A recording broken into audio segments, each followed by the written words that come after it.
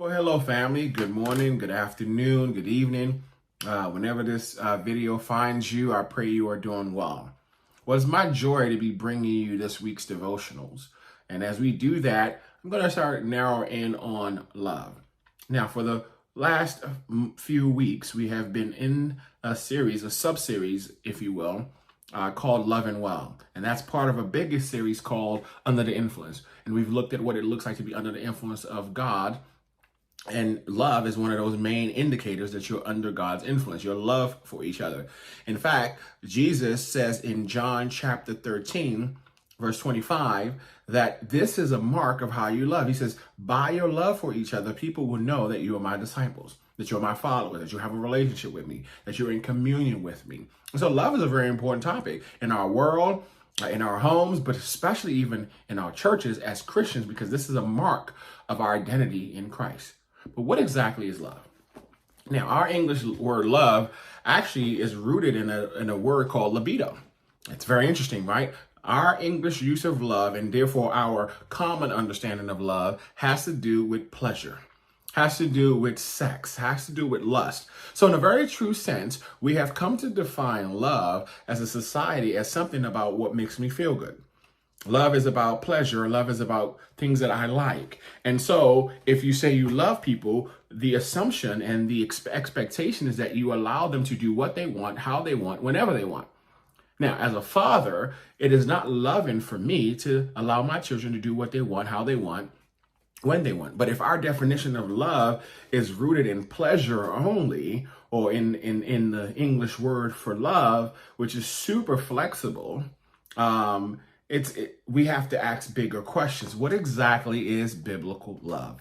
Now, in the Greek world, where the Bible, the language which the Bible is written in, the culture actually, they did a lot of work on the word love. They appreciated the complexity of love, the complexity of the different relationships of love that we could have. In fact, probably no other culture has done as much work as the Greek folks on the topic of love. They have 7 words for love, multiple different words. They've got pragma, which is this pragmatic love, storge, which is this familial love, love from brother to sister or sister to brother or parents, grandparents, like that sort of family love. They've got phileo, which we do see that in the Bible, but that's a love of friendship, deep rooted friendship. They've got mania, right? So we get the word maniac from this. This is an obsessive love. They have just a lot of different words. They have eros, which is actually more similar to how we think of love. Eros is a type of love, a romantic love that's found between husband and wife. That sort of sensual, sexual type of love, which makes sense in the confines of marriage. And then, of course, you've got biblical love. And that is the word agape. The word agape or agapeo, depending on what form it takes in the Greek language. This is an interesting type of love. It's a unique love. It's a divine type of love. It's a love that the Greek culture would say no human being is capable of this type of love. It's got to be something that's infused by God. And I agree, because agape love is an unconditional, unmerited, and unceasing type of love. It's unconditional. There are no conditions to be met. It is unmerited. People can't earn it. And it is unceasing. It's committed. In the Hebrew Bible, the closest term for this type of love is called chesed, right? It is this loyal, committed type of love. It is a love that only God can provide. And so when we think of love, we have to be careful to not bring into it, and when we think of Christian love, this definition of love that's found in our society. And candidly, I think that's what we mostly think of when we think of love.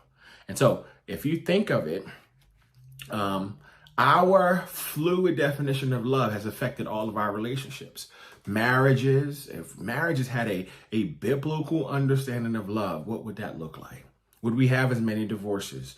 If husbands and wives had that type of love? If fathers and children and mothers and children had that type of love, would we have the offensive things that happens in our culture. And I want to be sort of careful because I don't know what the audience is, but you can read between the lines of what I mean by that, how people take advantage of children or vice versa, or how we don't care for our elderly folks or all that stuff. We have imported a human, man-centered, transient, ephemeral, non-lasting, very superficial definition of love into the Christian world. And so my hope this morning is, as you think about the people you say you love in your life, that you would begin to import the definition of love from God's point of view, an unconditional, unmerited love. And quite frankly, the best definition of love that there is the biblical love. That is a love that's lasting, a love that's not corrupted, a love that is self-giving, a love that is not selfish, a love that's not self-centered, a love that's sacrificial. So God bless you, God keep you, and join me tomorrow as we talk more about love and as we get even deeper into the definition of love. God bless you, God keep you, and I look forward to seeing you tomorrow.